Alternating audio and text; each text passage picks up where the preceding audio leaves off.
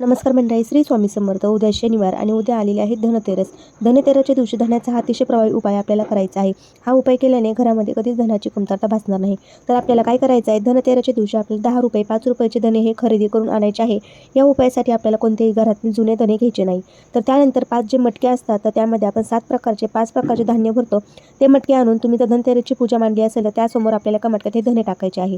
त्यानंतर आपल्या देवघरासमोर बसून हा उपाय जो आहे तो करायचा आहे. धनतेरसची विधिवत पूजा वगैरे करायची आहे किंवा त्या देवघरासमोर हे तुम्ही धने ठेवायचे आहे आणि त्यानंतर एक औक्षणाचं ताट करायचं आहे. आपल्या घरातून जो व्यक्ती पैसे कमवून आणतो त्याचं औक्षण करून त्यावरून हे धने उतरवून आपल्याला कुंडीमध्ये नेऊन टाकायचे आहे.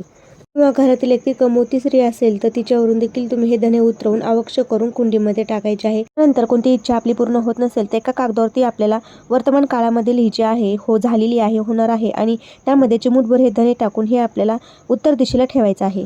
जी कोणतीही इच्छा असो ती वर्तमान काळामध्ये लिहायची आहे.